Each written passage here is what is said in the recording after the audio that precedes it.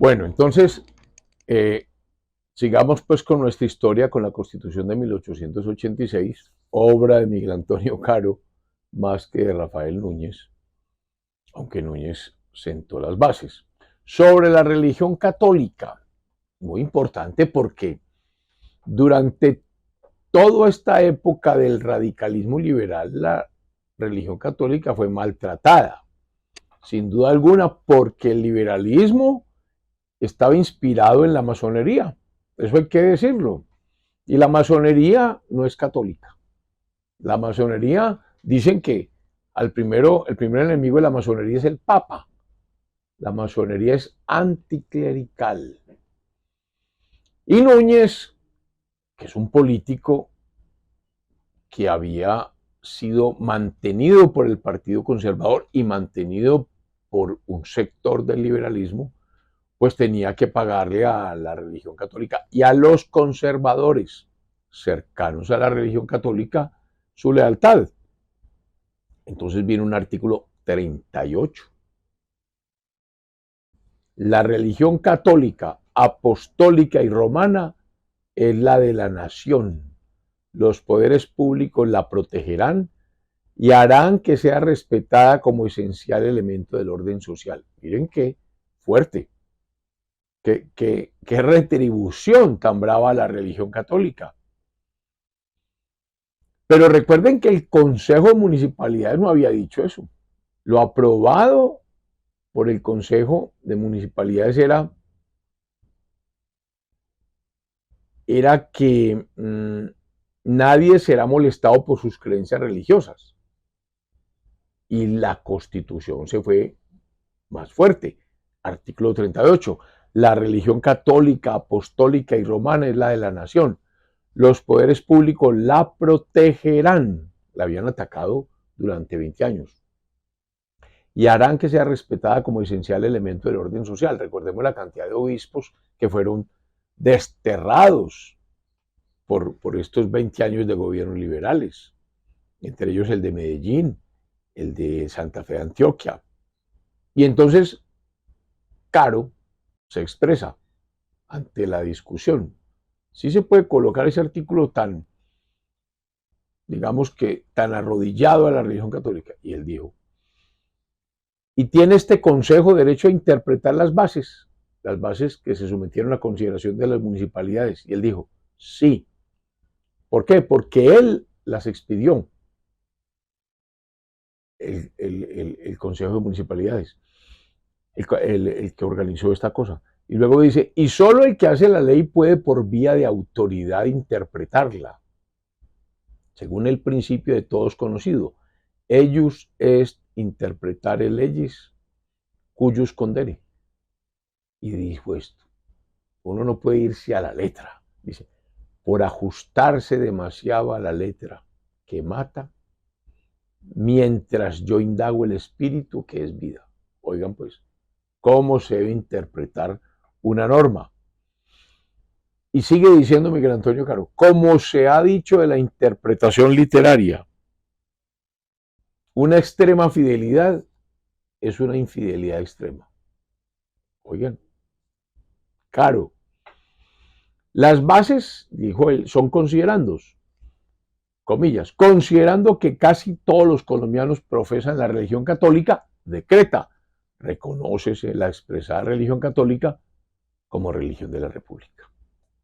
Y cerrado el tema. O sea, juega un papel preponderante la religión católica. Ahora, vienen preguntas interesantes. Recordemos que Núñez no se había podido casar con su mujer, con doña Soledad Román, de Cartagena, y vivía con ella. Y era el presidente. Imagínense el escándalo en 1886. Cuentan que doña Soledad invitaba a las señoras de Bogotá a unas onces, a un algo, y no le iban, la dejaban con el algo servido. Y que Núñez llegaba y la encontraba llorando por el desprecio de las señoras bogotanas. Entonces Núñez se acercó a la iglesia Se acercó tanto. Miren los artículos que salen. Y, por ejemplo, hubo un nuevo concordato. Hubo un concordato en 1887. Un concordato que se suscribió en Roma el 31 de diciembre de 1887. Un concordato es un acuerdo internacional entre dos estados que concuerdan, el Estado Vaticano y el Estado de la República de Colombia. En representación de Colombia, ese concordato lo discutió y suscribió el doctor don Joaquín F. Vélez. Y en representación del Vaticano, del Papa León XIII, el famoso Papa de la Reforma Social de la Iglesia, lo suscribió el cardenal Mariano Rampolla. Y ahí se acordaron cosas como que el matrimonio católico producía efectos civiles. Y creo que le arreglaron el problema a Núñez con la nulidad del matrimonio que él tuvo con una señora de Panamá, si no estoy mal de apellido, yo creo que Ovaldía, Mercedes Ovaldía, pero no estoy muy seguro. Y se casa con doña Soledad Román y se le arreglan todos los problemas a Rafael Núñez. Núñez no suscribe la Constitución de 1886, la suscribe el designado es José María Campos Serrano. Pero hay elección de presidente, porque hay una nueva Constitución. Y adivinen a quién se elige presidente, a Núñez. Entonces es tercera vez elegido presidente de la República Núñez por 6 años, porque el periodo presidencial se avanza a 6 años. Entonces va del 86 a 1902, de 1886 a 1902. Y Miguel Antonio Caro es el presidente del Congreso y le dio posesión a Núñez de la siguiente manera: la presente solemnidad con sus antecedentes y circunstancias demostrará a los que no padezcan ceguedad voluntaria que hemos entrado en la era de la regeneración fundamental, haciendo eco a la frase de Núñez cuando le dio posesión, hacía 10 años ya, a el general Julián Trujillo. Otro tema importante es la unificación de las leyes. Como ya es una república unitaria, ya cada estado no podía expedir sus propios códigos ni sus leyes. Ya el Congreso Nacional dictaba las leyes para toda la nación. O sea, el cambio es total. Pasamos entonces del federalismo al centralismo. En esta época también se compone el famoso, el actual himno nacional. ¿Quién redactó la letra del himno nacional? Rafael Núñez. Rafael Núñez es el hombre, es el personaje central. Miguel Antonio Caro es el primer designado. Es el primer designado. Y Núñez resuelve separarse del poder. Él ya está cansado, él ya cumplió, ya hizo lo más difícil, unir al Partido Conservador con el Partido Liberal, por lo menos el partido que él dirigía. Se separa del poder, él se quiere ir ya para Cartagena, quiere descansar con Soledad Román, disfrutar una vida más costeña, más tranquila. Y entonces, ¿quién queda de presidente? El designado, y el designado es Caro, y Caro es santanderiano. Caro es santanderiano, de Ocaña. Recordemos el chiste, ¿no? ¿Quiere un negocio? Junte 2 antioqueños. Se juntan 2 antioqueños, hay un negocio. Se juntan 2 costeños, hay una fiesta. Se juntan 2 santanderianos y hay un muerto. Caro es radical, es duro, radical desde el punto de vista conservador. Y pues empiezan problemas, porque se dictan bajo el gobierno de Caro, o mejor, no se dictan, sí se dictan unos decretos suspendiendo garantías a la prensa. La prensa está muy ácida, la prensa está punzante. Y como ya dijimos que había unos artículos que le decían que la prensa era libre pero responsable, entonces Caro decreta unas o logra que se dicten unas normas restrictivas de la libertad de prensa. Y ya algunos articulistas liberales se sienten perseguidos, se vuelven duros contra el gobierno de Caro. Hay momentos en que el Ejecutivo lo que hace es entonces desterrar a estas gentes, entre ellas a un personaje muy importante, al doctor Santiago Pérez, que era del radicalismo liberal. Y la situación se torna muy difícil. La situación se torna muy difícil y los liberales radicales van a la guerra. Y esa es la guerra, la primera guerra posterior a la Constitución de 1886, que es la guerra de 1895. Guerra de 1895.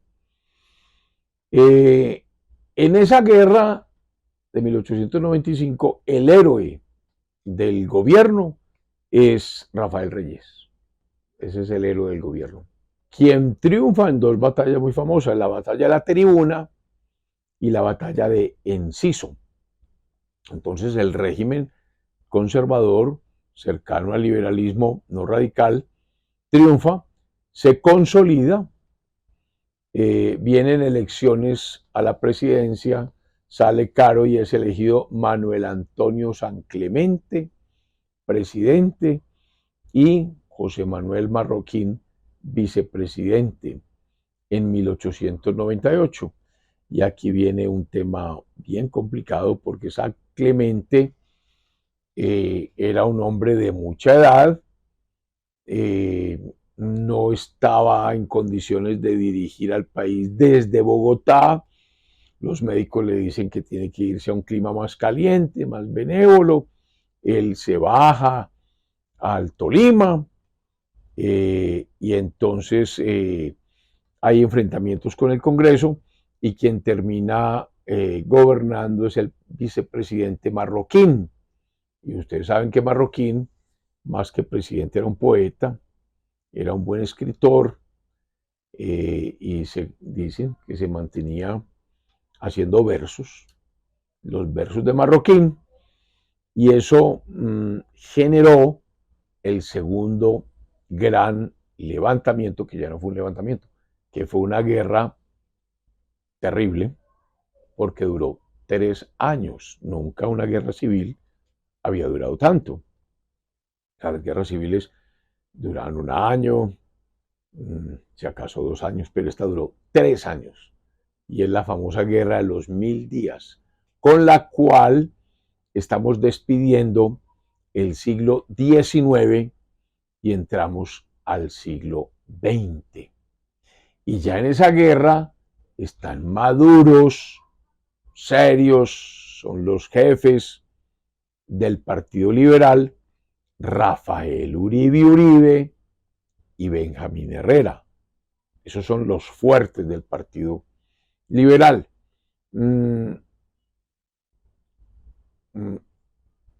Una guerra en la que el liberalismo tuvo un jefe supremo, a pesar de estos dos jefes más jóvenes, que era el general Gabriel Vargas Santos. De la guerra de 1885 surgió, se mantuvo en esta guerra también el general Foción Soto. Por el lado de los conservadores estuvo Próspero Pinzón, el general Casabianca, Pedro Nelo Ospina. Ya habíamos visto que Pedro Nelo Ospina, hijo de Mariano Ospina Rodríguez, ya había aparecido en la guerra de 1876, donde inició sus primeros pinos, al igual que Uribe, y también tuvo cierta protagonismo en la de 1885, aunque no eran los protagonistas definitivos. Ya en esta guerra de los 1000 días, Pedronel Ospina y Uribe lo fueron. También el general Ramón González Valencia de Santander, por ahí hay una clínica en Bucaramanga que se llama Ramón González Valencia. Bueno, en esta guerra de los 1000 días hubo dos batallas muy reconocidas. Uno, la batalla de Peralonso en Santander, sobre el río Las Lajas. El héroe de Peralonso es Uribe, el general Rafael Uribe. Estaban las tropas conservadoras acampadas al lado del río Peralonso, sobre el puente, y los liberales tenían que cruzar ese puente a como diera lugar. Entonces se presentó un hecho que la historia lo califica como heroico.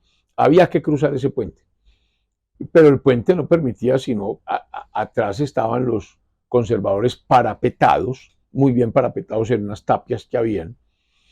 Entonces Uribe dice, bueno, alguien tiene que pasarlo, y él mismo dijo, necesito 10, 11 valientes que me acompañen y estén dispuestos a morir. Los conservadores no esperaban ese tipo de hazaña, y de un momento a otro Uribe y estos 10 soldados se lanzaron en carrera por ese puente.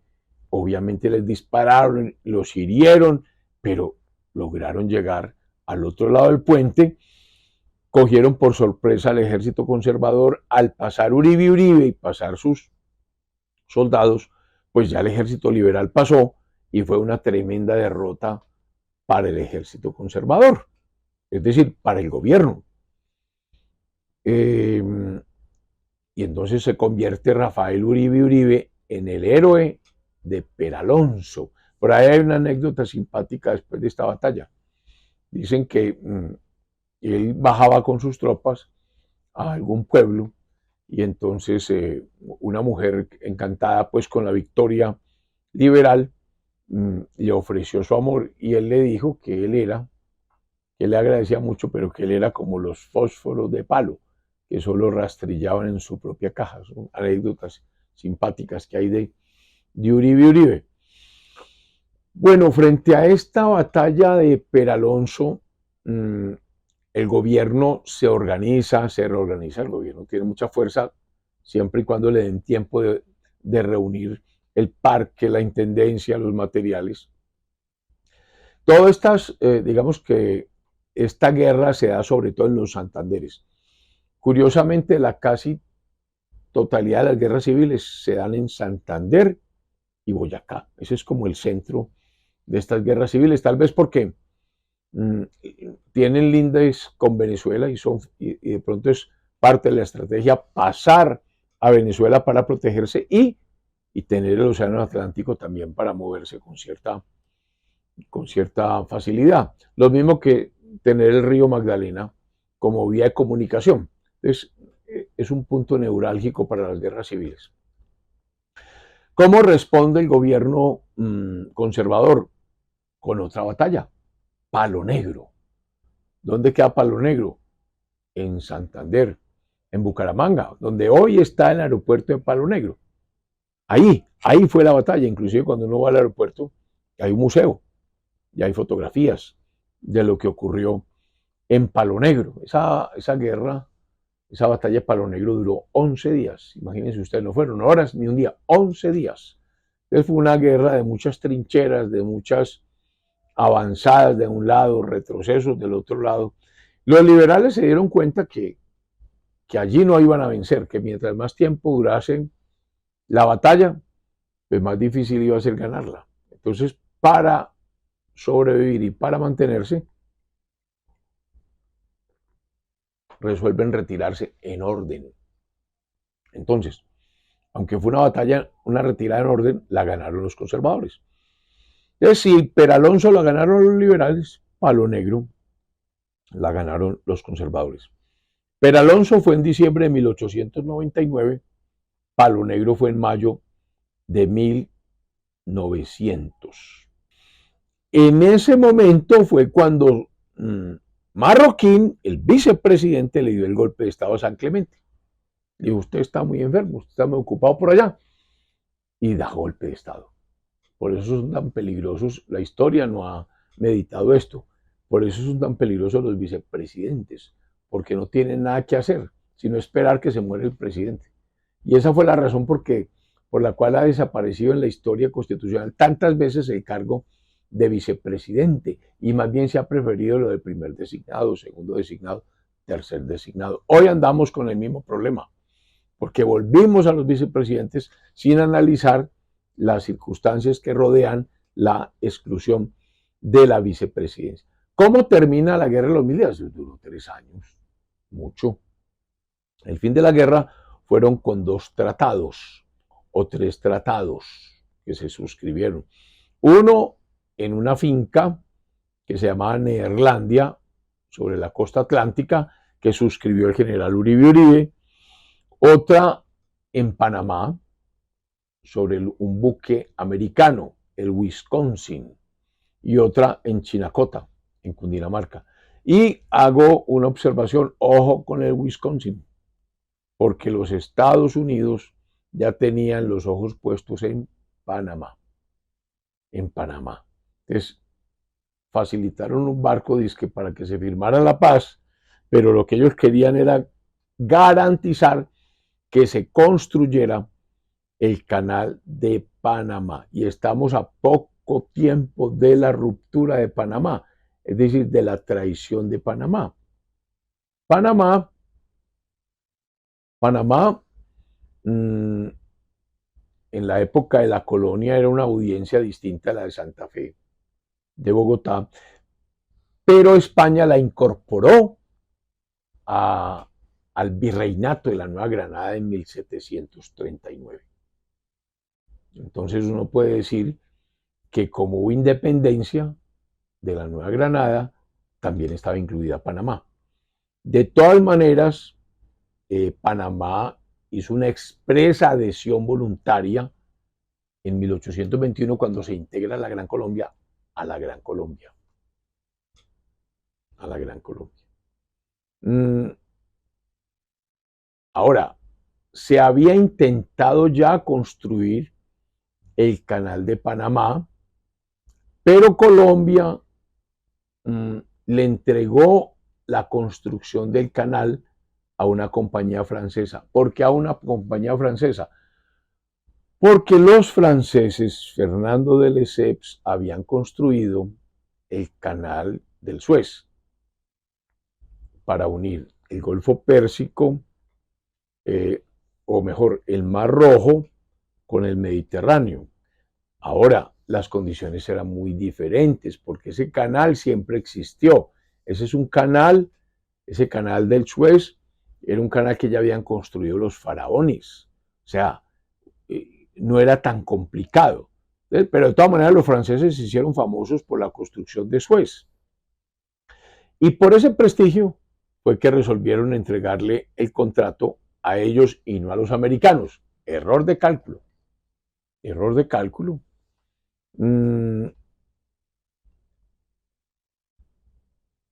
Porque había unos acuerdos, había unos tratados viejos. Un tratado viejo que se llamó el Tratado de Ranhey,